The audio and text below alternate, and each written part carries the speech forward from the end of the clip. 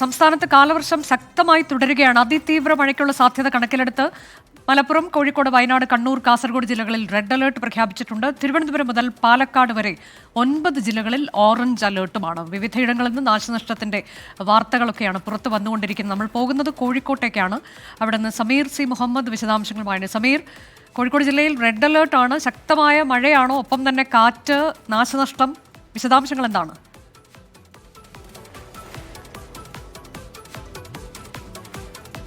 കോഴിക്കോട് ജില്ലയുടെ കിഴക്കൻ മലയോര മേഖലയിലാണ് ശക്തമായ കാറ്റും മഴയും തുടരുന്നത്. അതിൻ്റെ ഭാഗമായിക്കൊണ്ടുള്ള നാശനഷ്ടങ്ങളും ഉണ്ടായിട്ടുണ്ട്.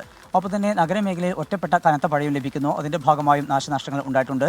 കൊയിലാണ്ടി മൂടാടിയിൽ ഷീജ എന്ന വ്യക്തിയുടെ വീട് തകർന്നിരിക്കുന്നു. ആ വീട്ടിൽ ഏതാനും പേർ ആ സമയത്ത് ഉണ്ടായിരുന്നു. എന്നാൽ അപകടങ്ങളൊന്നും ആളുകൾക്കൊന്നും സംഭവിച്ചില്ല എന്നുള്ളതാണ് ആശ്വാസം നൽകുന്ന കാര്യം. ആ വീട്ടുകാരെ അവിടെ നിന്ന് ഇപ്പോൾ മാറ്റിപ്പാർപ്പിച്ചിട്ടുണ്ട്. മറ്റൊരു അപകടം ഉണ്ടായിരിക്കുന്നത് ഉടുമ്പ്ര സ്വദേശിയായിട്ടുള്ള അഷ്റഫിൻ്റെ വീടാണ്. ആ വീടിൻ്റെ സംരക്ഷണ ഭിത്തിയാണ് തകർന്നിരിക്കുന്നത്. ആദ്യം ഏതാനും കല്ലുകൾ ഇളകി, പിന്നീട് ശക്തമായ കാറ്റിലും മഴയിലും അവിടെയുള്ള ആ കല്ലുകൾ, ആ സംരക്ഷണ ഭിത്തി, കരിങ്കല്ല് കൊണ്ട് കെട്ടിയ ആ ഭിത്തിയാണ് അത് പൂർണ്ണമായും തകർന്ന സാഹചര്യമുണ്ടായി. 15 മീറ്ററോളമാണ് അത് തകർന്ന് താഴേക്ക് വീണിരിക്കുന്നത്. ആ വീട് ഇപ്പോൾ അപകടാവസ്ഥയിലാണ്. നിലവിൽ ആ വീട്ടുകാരെ അവിടെ തന്നെ താമസിപ്പിച്ചിട്ടുണ്ട്. ശക്തമായ മഴയും അതുപോലെ തന്നെ കാലവർഷ കെടുതിയുടെയും പശ്ചാത്തലത്തിൽ ജില്ലയിൽ ഖനന പ്രവർത്തനങ്ങൾക്ക് നിയന്ത്രണം ഏർപ്പെടുത്തിയിരിക്കുന്നു. അതുപോലെ തന്നെ മലയോര മേഖലയിലേക്കുള്ള യാത്രകൾക്ക് നിയന്ത്രണം ഏർപ്പെടുത്തിയിരിക്കുകയാണ്. രാത്രി 7 മണി മുതൽ രാവിലെ 7 മണി വരെ പരമാവധി യാത്ര ഒഴിവാക്കണം എന്നാണ് ജില്ലാ കളക്ടർ നൽകുന്ന നിർദ്ദേശം. ഒപ്പം തന്നെ ഹൈഡൽ ടൂറിസം കേന്ദ്രങ്ങൾക്കും നിയന്ത്രണം ഏർപ്പെടുത്തിയിട്ടുണ്ട്. പ്രധാനമായും തീരദേശ മേഖലയുമായി ബന്ധപ്പെട്ടും അതുപോലെ തന്നെ ബീച്ചുമായി ബന്ധപ്പെട്ട്, കൂടാതെ വെള്ളച്ചാട്ടങ്ങൾ ഉൾപ്പെടുന്ന ഭാഗങ്ങളിലെ അത്തരത്തിലുള്ള വിനോദസഞ്ചാര കേന്ദ്രങ്ങൾക്കുമാണ് നിയന്ത്രണം ഏർപ്പെടുത്തിയിരിക്കുന്നത്. കരിമൺ, മണൽ ഖനനം, അതുപോലെ തന്നെ കിണറുകളുടെ നിർമ്മാണം തുടങ്ങിയിട്ടുള്ള കാര്യങ്ങൾക്കും നിയന്ത്രണം ഏർപ്പെടുത്തിയിട്ടുണ്ട്. മഴ തുടരുന്നു, അപകട സാധ്യത നിലനിൽക്കുന്നു. ഈ ഒരു പശ്ചാത്തലത്തിലാണ് മലയോര മേഖലയിലും തീരമേഖലയിലും ജാഗ്രതാ നിർദ്ദേശം ശക്തമായി നൽകിയിരിക്കുന്നത്.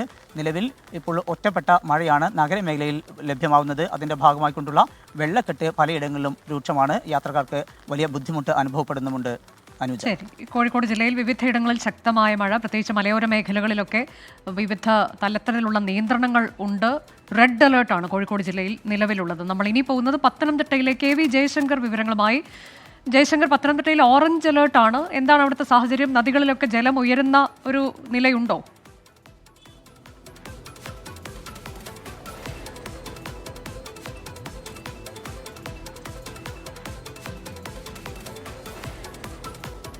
അനുജ, പത്തനംതിട്ട ജില്ലയിൽ പറഞ്ഞതുപോലെ തന്നെ ഓറഞ്ച് അലേർട്ടാണ് ഇന്ന് പ്രഖ്യാപിച്ചിരിക്കുന്നത്. പക്ഷേ ശക്തമായൊരു മഴ ജില്ലയിൽ പൊതുവിലില്ല. പക്ഷേ ഒറ്റപ്പെട്ട രീതിയിൽ ഇടവിട്ടുകൊണ്ടുള്ള മഴ മലയോര മേഖലകളിലും ഒപ്പം തന്നെ പത്തനംതിട്ട നഗരത്തിലുൾപ്പെടെ പെയ്യുന്നൊരു സാഹചര്യമുണ്ട്. ഇതുവരെ ജില്ലയിൽ നാശനഷ്ടങ്ങളൊന്നും തന്നെ റിപ്പോർട്ട് ചെയ്തിട്ടില്ല. പക്ഷേ കഴിഞ്ഞ ദിവസം വൈകുന്നേരങ്ങളിൽ വീശിയടിച്ച ശക്തമായ കാറ്റിൽ ചിലയിടങ്ങളിൽ വീടിന് മുകളിലേക്ക് മരം വീഴുകയും അത്തരത്തിലുള്ള ചില പ്രശ്നങ്ങളൊക്കെ തന്നെ ഉണ്ടായിട്ടുണ്ട്. ഉച്ചയ്ക്ക് ശേഷം ജില്ലയിൽ മഴ ശക്തമാകുമെന്നാണ് കാലാവസ്ഥാ നിരീക്ഷണ കേന്ദ്രം പറയുന്നത്. മഴയ്ക്കൊപ്പം തന്നെ ശക്തമായ കാറ്റിനുള്ള സാഹചര്യമുണ്ട്. അതുകൊണ്ട് തന്നെ വലിയ തോതിൽ ഈ മരങ്ങൾ ഉൾപ്പെടെ കടപുഴകി വീഴാനുള്ളൊരു സാധ്യത മുന്നിൽ കാണുന്നുണ്ട്.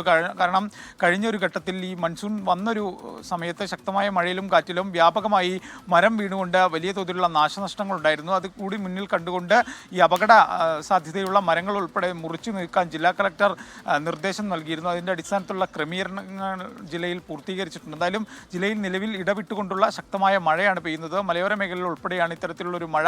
നിലവിൽ ആശങ്കപ്പെടേണ്ട ഒരു സാഹചര്യം ജില്ലയിലില്ല. പക്ഷേ ജാഗ്രത വേണം. ജില്ലയിലൂടെ ഒഴുകുന്ന നദികളെല്ലാം തന്നെ അച്ചൻകോവിലും പമ്പയാറും മണിമലയാർ ഉൾപ്പെടെയുള്ള നദികളിൽ ജലനിരപ്പ് നിലവിൽ നിയന്ത്രിക്കാൻ കഴിയുന്ന അളവിൽ മാത്രമാണ് ജലമുള്ളത്. പ്രത്യേക മുന്നറിയിപ്പുകളൊന്നും ഈ നദികളിൽ നൽകിയിട്ടില്ല. പക്ഷേ അപ്പോൾ പോലും ഈ വനത്തിൽ ഉൾപ്പെടെ ഉരുൾപൊട്ടൽ സാധ്യത നിലനിൽക്കുന്നതിനാൽ ഈ അച്ചൻകോവിൽ നദിയുടെയും പമ്പ നദിയുടെ ഒക്കെ തീരങ്ങളിൽ താമസിക്കുന്ന ആളുകൾ പ്രത്യേക ജാഗ്രത ഈ മഴക്കാലമായതിനാൽ തന്നെ പുലർത്തണമെന്നൊരു നിർദ്ദേശമുണ്ട്. എന്തായാലും നിലവിൽ ആശങ്കപ്പെടേണ്ട ഒരു സാഹചര്യം ജില്ലയിലില്ല. പക്ഷേ ഒറ്റപ്പെട്ട മഴയും കാറ്റും ജില്ലയിൽ പലയിടങ്ങളിലും ഉണ്ട്. പ്രത്യേകിച്ച് മലയോര മേഖലയിൽ ഉൾപ്പെടെയുണ്ട്. വൈകിട്ടോടുകൂടി മഴ കൂടുതൽ ശക്തമാകാനുള്ള ഒരു സാധ്യതയുണ്ട്. അത് കണക്കിലുള്ള മുന്നറിയിപ്പ് ഈ മലയോര മേഖലയിലൂടെ യാത്ര ചെയ്യുന്ന ആളുകൾ ഉൾപ്പെടെ അത്തരമൊരു ജാഗ്രത പുലർത്തണം ഈ യാത്രയിൽ ഉൾപ്പെടെ എന്നുള്ളൊരു നിർദ്ദേശം ജില്ലാ ഭരണകൂടം നൽകിയിട്ടുണ്ട്. നിലവിൽ ആശങ്കപ്പെടേണ്ട സാഹചര്യം പത്തനംതിട്ടയെ സംബന്ധിച്ചില്ല. പക്ഷേ ഒറ്റപ്പെട്ട ശക്തമായൊരു മഴ മലയോര മേഖലയിൽ ഉൾപ്പെടെ കാറ്റോടുകൂടി പെയ്യുന്ന ഒരു സാഹചര്യമുണ്ട്. അനുജ, അതാണ് പത്തനംതിട്ട ജില്ലയിൽ നിന്നുള്ള ഏറ്റവും പുതിയ സാഹചര്യമാണ് KV ജയശങ്കർ നൽകിയത്. മലയോര മേഖലയിലൊക്കെ ശക്തമായ മഴ തുടരുന്നുണ്ട്. വീണ്ടും അടുത്ത മണിക്കൂറുകളിൽ മഴ കൂടുതൽ ശക്തമാകും. ഓറഞ്ച് അലേർട്ടാണ് പത്തനംതിട്ട ജില്ലയിലുള്ളത്. ഇനി നമ്മൾ പോകുന്നത് എറണാകുളത്തേക്ക്. ശ്യാംകുമാർ വിവരങ്ങളുമായി. ശ്യാംകുമാർ, എറണാകുളത്തും ഇന്നലെ രാത്രിയും ഇന്നുമൊക്കെ കനത്ത മഴ പെയ്യുകയാണ്. നഗരമേഖലകളിൽ ഉൾപ്പെടെ വെള്ളക്കെട്ടുണ്ട്. ഇടപ്പള്ളിയിലൊക്കെ നമ്മൾ നേരത്തെ ദൃശ്യങ്ങൾ കണ്ടതാണ്. പലയിടങ്ങളിലും വീടുകളിലേക്ക് വെള്ളം കയറുന്ന സാഹചര്യം, കടൽ പ്രക്ഷുബ്ധമാണ്. അങ്ങനെ ആ തരത്തിൽ ഏറ്റവും പുതിയ വിവരങ്ങൾ എങ്ങനെയാണ്? അനുജ, നിലവിൽ രാവിലത്തെ സ്ഥിതി ഇന്നലെ രാത്രി മുതൽ പെയ്ത തുടർച്ചയായ മഴയ്ക്ക് നേരിയ ശമനം സംഭവിച്ചിട്ടുണ്ട്. അത് വലിയ ആശ്വാസമാണ് നൽകുന്നത്. രാവിലെ വെള്ളം കയറിയിരുന്ന ഇടപ്പള്ളിയിലും കളമശ്ശേരിയിലും ഉൾപ്പെടെയുള്ള ഭാഗങ്ങളിൽ വെള്ളം ഇറങ്ങി തുടങ്ങിയിട്ടുണ്ട്. അത് ഇടത്തോടുകളിൽ നിന്ന് റോഡുകളിലേക്കും സമീപത്തെ വീടുകളിലേക്കും വെള്ളം കയറിയതാണ്. മഴയ്ക്കൽപ്പം ശമനം വന്നതോടുകൂടി ഈ പ്രദേശങ്ങളിലെ വെള്ളത്തിന് ഇറക്കം സംഭവിച്ചിട്ടുണ്ട്. അത് വലിയ ആശ്വാസമാണ്. പക്ഷേ തീരദേശ മേഖലയിൽ വീണ്ടും കാര്യങ്ങൾ കൈവിട്ടു പോകുന്നു എന്ന രീതിയിലാണ് അവിടുന്ന് വാർത്തകൾ വരുന്നത്. കാരണം ശക്തമായ കാറ്റിന് പുറകെ കടൽക്ഷോഭം തീരദേശ മേഖലകളിൽ ശക്തമാകുന്നു എന്നാണ് തീരവാസികൾ പറയുന്നത്.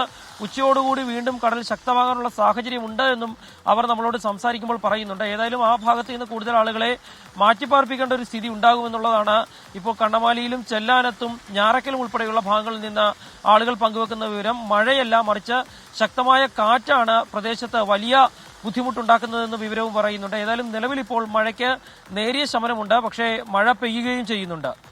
അതാണ്, എറണാകുളം ജില്ലയിൽ മഴയ്ക്ക് നിലവിൽ നേരിയ ശമനമുണ്ട്. നഗരമേഖലയിലൊക്കെ വെള്ളം കയറിയത്, ഇടപ്പള്ളി ഉൾപ്പെടെ വെള്ളം കയറിയത് പതുക്കെ ഇറങ്ങിത്തുടങ്ങിയിട്ടുണ്ട്. പക്ഷേ ഇപ്പോഴും മഴ പലയിടങ്ങളിലും കനത്ത രീതിയിൽ തന്നെ പെയ്യുന്നുണ്ട്. പ്രത്യേകിച്ച് തീരമേഖലകളിൽ ഉള്ളവരുടെയൊക്കെ അവസ്ഥ അത് അങ്ങേയറ്റം ദുഷ്കരമാണ്. ചെല്ലാനം, കണ്ണമാലി തുടങ്ങിയ ഇടങ്ങളിലൊക്കെയുള്ളവർക്ക് മാറ്റിപ്പാർപ്പിക്കേണ്ട ഒരു സാഹചര്യം ഉണ്ടായിട്ടുണ്ട്. അവിടെ കടൽക്ഷോഭം അതിരൂക്ഷമാണ് എന്നതാണ് വിവരം.